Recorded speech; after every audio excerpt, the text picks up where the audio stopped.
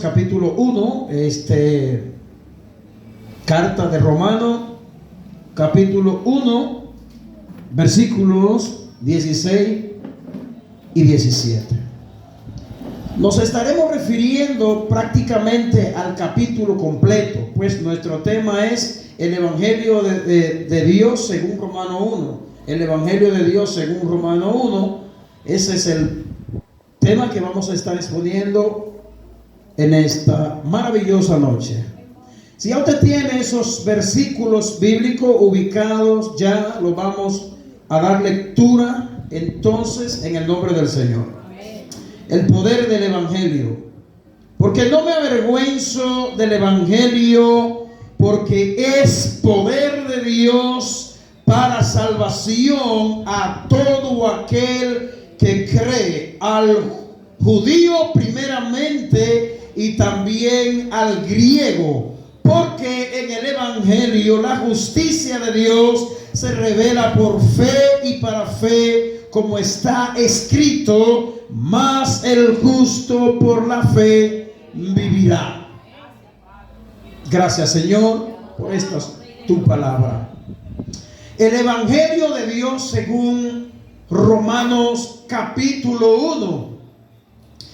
El Evangelio, a pesar de tener tantas dificultades en el sentido de que muchas filosofías y enseñanzas a través del tiempo se han ido introduciendo en el mundo cristiano, el Evangelio de Dios está bien definido en las Escrituras, y eso es lo que de una manera resumida veremos en este capítulo 1 de Romanos. Pues los versículos que nosotros leímos le dan una definición al Evangelio, y es una definición maravillosa y extremadamente poderosa, porque Pablo en estos versículos, prácticamente en el centro del capítulo, dice que él no se avergüenza del Evangelio, y hay una razón por la que Pablo no se avergüenza del Evangelio, y es porque el Evangelio es poder de Dios para salvación a todo aquel que cree, al judío primeramente y también al griego. Es decir, que para la salvación no hay distinción de raza. Todo aquel que deposita su fe y su confianza en Jesucristo tendrá salvación. Versículo 17 dice: porque en el Evangelio la justicia de Dios se revela por fe y para fe, como está escrito: mas el justo por la fe vivirá. Esta es, vamos a decir, la columna vertebral, o una de las columnas vertebrales del Evangelio, porque el Evangelio no proclama la justicia propia del hombre, pues nadie puede ser justificado por sus obras. Y a lo largo de la carta de Romanos, no solamente aquí en el capítulo 1, a lo largo de la carta de Romanos, Pablo presenta ese evangelio que salva al pecador, pero justificado por los méritos de Cristo, que fueron conquistados por él en la cruz del Calvario. El Evangelio de Dios según Romanos capítulo 1, hemos dicho que el Evangelio de Dios está bien definido en las Escrituras, y es por eso que más adelante Pablo está enfrentando en la comunidad de Galacia, en la carta de Gálatas, Pablo está enfrentando a aquellos judíos que querían judaizar la fe, mezclar la fe, el judaísmo con el evangelio. Y por eso Pablo dice que algunos predican otro evangelio diferente del que hemos anunciado, porque Pablo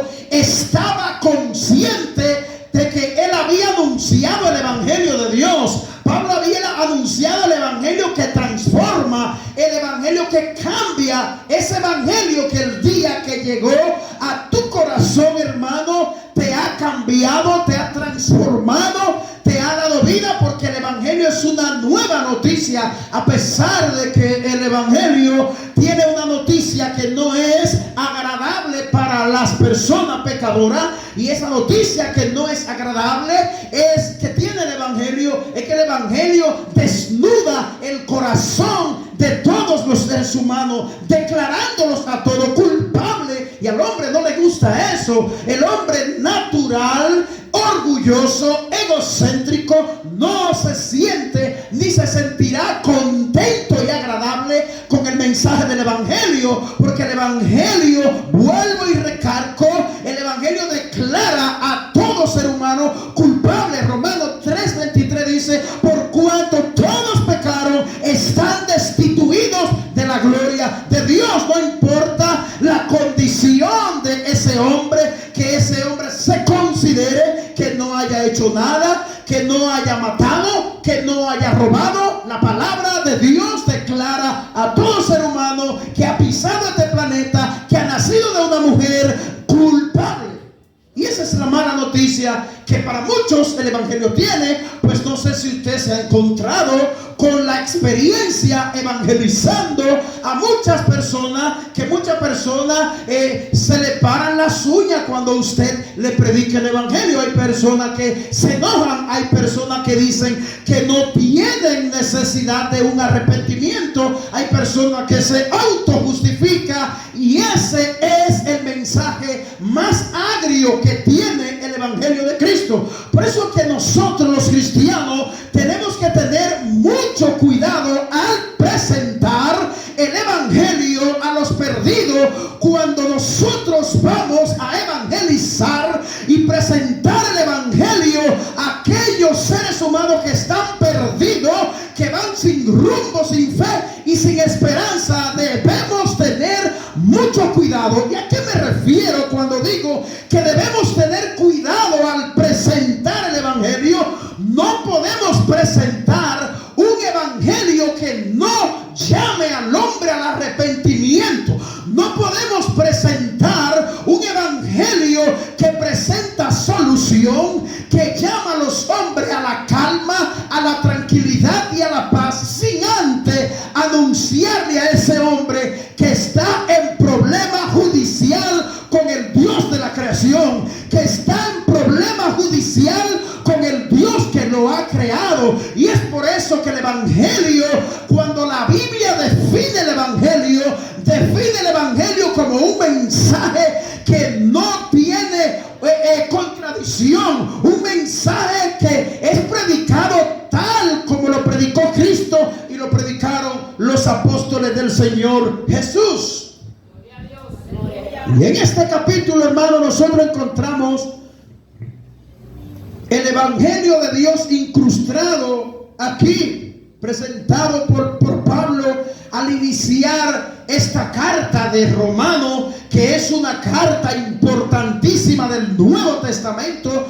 Yo me imagino, si no estuviésemos a Romano escrito hoy, es muy probable que sin la carta de Romano, hoy nosotros no estuviéramos celebrando las grandes reformas que han ocurrido a través del tiempo. Los grandes hombres de Dios que se han levantado en todos los tiempos, no estuviésemos hoy, porque Romano es una carta que proclama un evangelio de gracia, un evangelio de justificación solamente por la fe. El que no tiene una fe puesta en Cristo como Salvador, que no se vista, que no va para ningún lado. Tus mejores obras, dice la Biblia, son consideradas como trapos de inmundicia delante de Dios. En este capítulo hay 5 cosas en las que el apóstol Pablo dice y atribuye a Dios, las cuales explicaremos o expondremos por orden. Nos dan una exposición completa, ordenada, del mensaje del Evangelio, al verla nosotros una por una en este capítulo que consta de 32 versículos. A Dios sea la gloria. La número 1, a la que nos vamos a referir se encuentra en el versículo 1 y es el Evangelio de Dios. Bueno, cuando Pablo introduce esta carta, presentándose como siervo de Jesucristo y llamado a ser apóstol, dice Pablo, versículo 1, apartado para el Evangelio de Dios, dice Pablo. Pablo dice que él ha sido llamado como apóstol y ha sido apartado por Dios para el Evangelio de Dios. Es decir, que lo que Pablo va a anunciar, la responsabilidad que ha de posar sobre Pablo es el Evangelio de Dios, y por ende Pablo nos va a presentar un evangelio sin mancha, sin arruga, sin estar adulterado, un evangelio correcto, un evangelio original. Y es por eso que el apóstol Pablo es uno de los más grandes misioneros que ha parido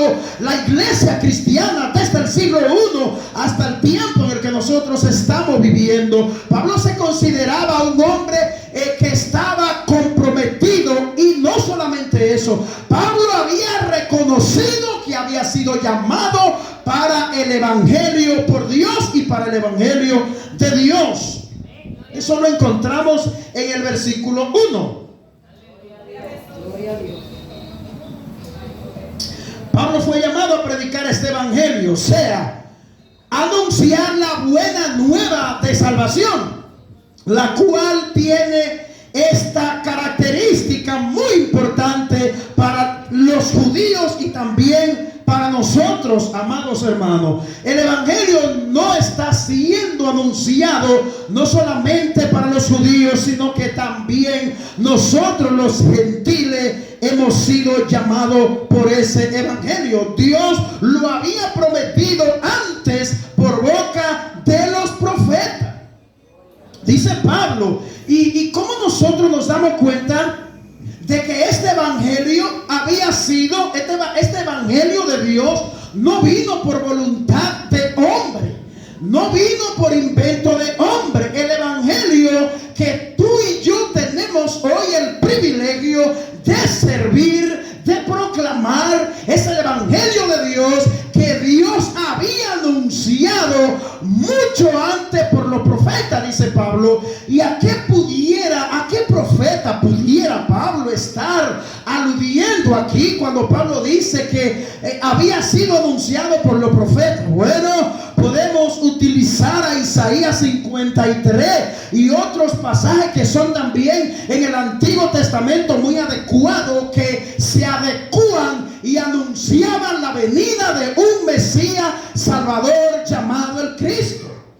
Muchos cientos de años atrás, el profeta Isaías profetiza 700 años antes de que se cumpla la venida del Mesías, el nacimiento de Cristo en el vientre de María. Y este profeta anunció que había de venir el Cristo el Salvador, y anunciar que venía un niño, el Salvador del mundo, estaba anunciando el evangelio, hermano. De manera que lo que Pablo y los otros autores del Nuevo Testamento nos han enseñado, esa es la razón por la que el jueves decíamos que nosotros no podemos estar fundamentados en otra cosa, dice Pablo, que no sea el fundamento de los apóstoles y profetas, siendo Cristo la principal piedra del ángulo. No podemos inventar con otra cosa que no sea el evangelio que los apóstoles anunciaron, un evangelio de poder, un evangelio que no maquilla las cosas al hombre, un evangelio real, un evangelio verdadero que le enseña al hombre su condición miserable delante de Dios. Ese es el evangelio de Cristo. Y si hay otra cosa que nosotros encontramos del evangelio de Dios en este capítulo, es el Hijo de Dios. Versículos 3 y versículo 4 dice acerca de su Hijo, nuestro Señor Jesucristo, que era del linaje de David según la carne. Versículo 4 dice que fue declarado Hijo de Dios con poder, según el Espíritu de santidad, por la resurrección de entre los muertos. Ven cómo Pablo está aquí utilizando una estrategia muy importante que la debemos seguir utilizando nosotros. Para nosotros fundamentar una verdad, nosotros debemos afianzarnos en lo que Dios ha dicho en su palabra. Pues Pablo está diciendo aquí que Jesús es aquel que se había anunciado que iba a venir del linaje de David, iba a nacer el Cristo por el linaje del rey David, como Dios lo había prometido.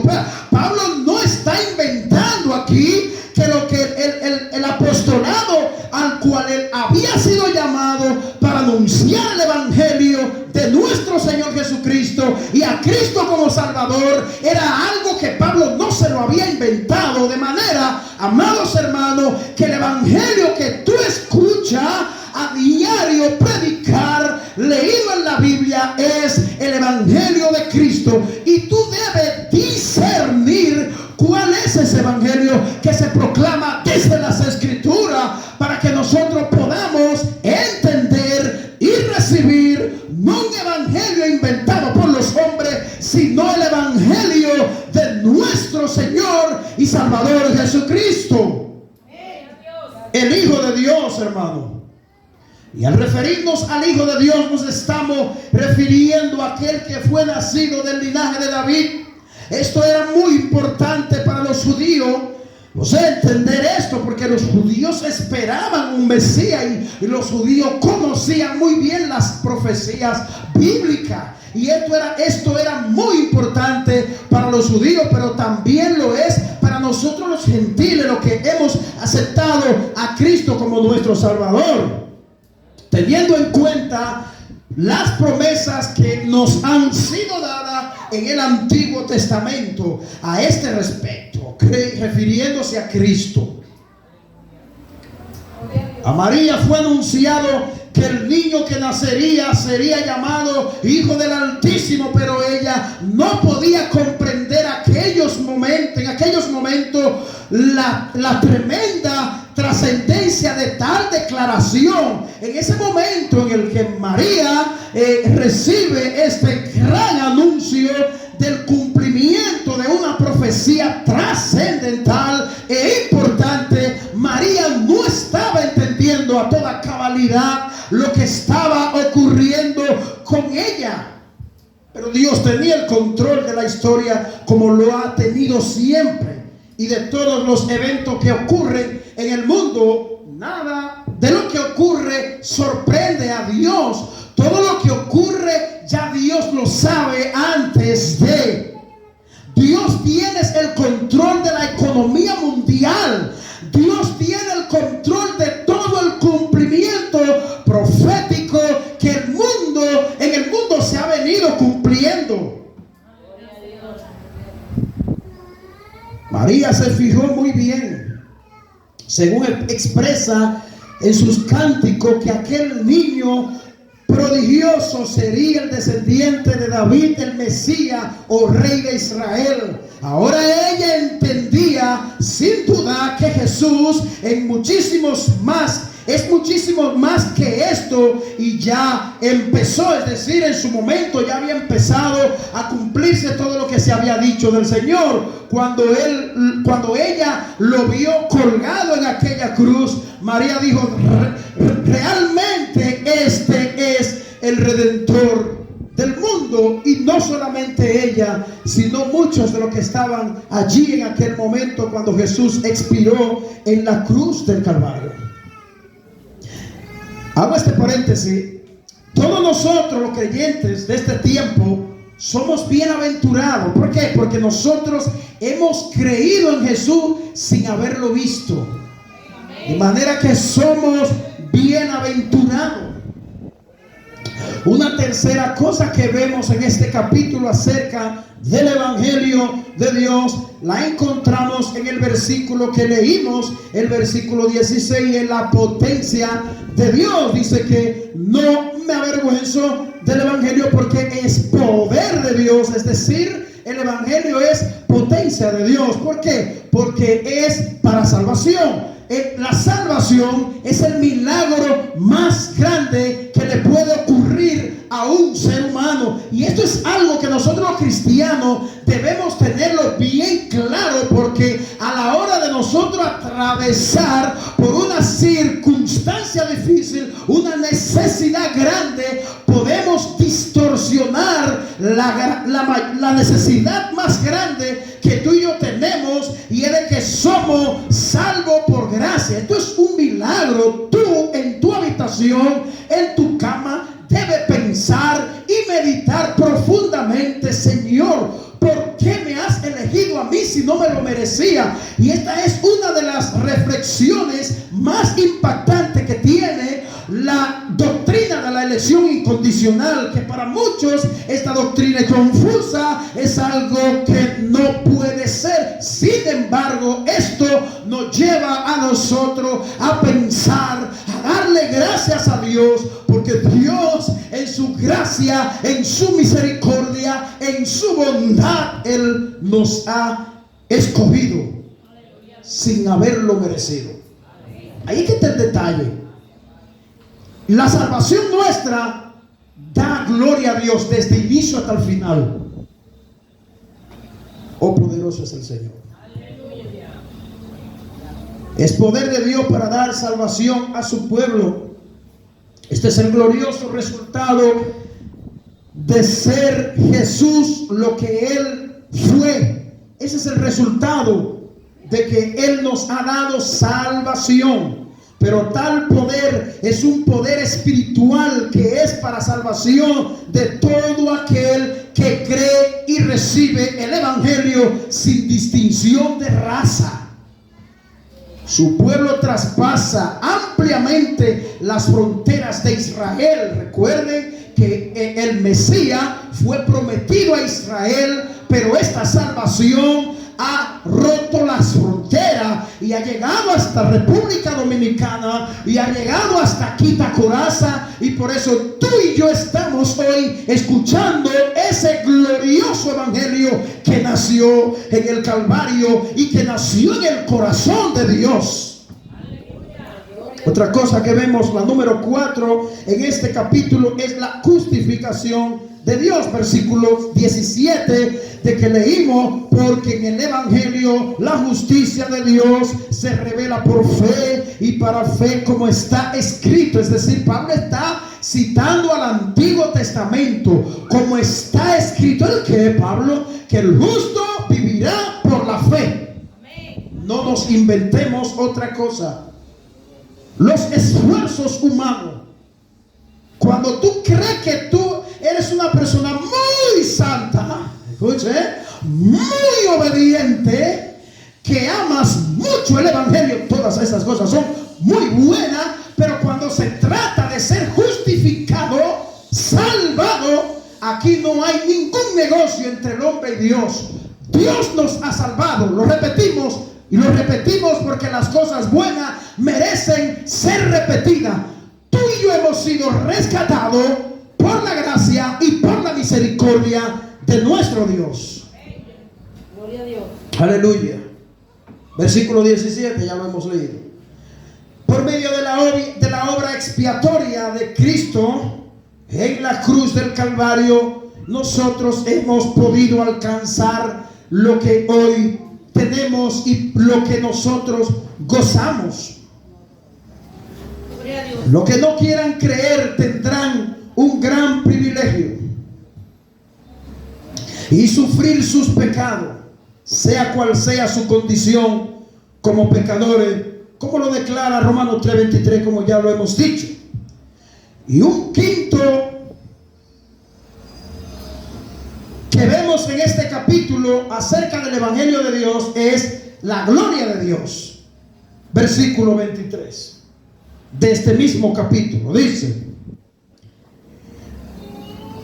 y cambiaron la gloria de Dios incorruptible en semejanza de imagen de hombre corruptible, de ave y de cuadrúpedos y reptiles. Aquí Pablo está hablando de la condición pecadora del hombre al rebelarse contra Dios desde siempre. el hombre se ha rebelado en contra de Dios de tal manera que han cambiado su uso natural, han cambiado a Dios por reptiles, han cambiado a Dios por ídolos y por cualquier otra cosa que no sea Dios. La gloria de Dios. Este será como mínimo el castigo de todos aquellos que nunca oyeron el evangelio y por tanto no pudieron ejercer la fe. Esta es una incógnita o una disyuntiva que surge en el corazón y en la mente de muchas personas,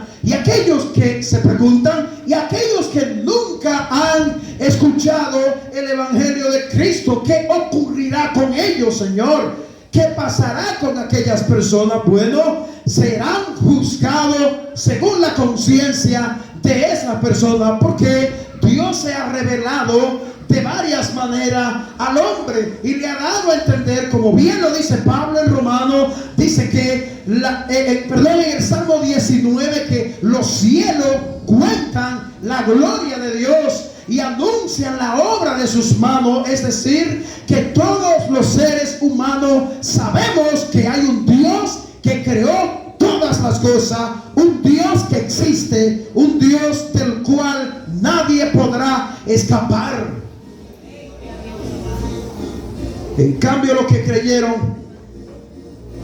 tú y yo, tendremos la oportunidad, número uno, de ver la gloria de Dios, como lo expresa Juan 17, versículo 24. En segundo lugar, tendremos el privilegio de rendir adoración y gloria a nuestro Señor. Y en tercer lugar, y con esto concluyo, dar a conocer la multiforme sabiduría de Dios a principados, a potestades en los lugares celestiales, como lo expresa Pablo en la carta de Efesios capítulo 3 versículo 10.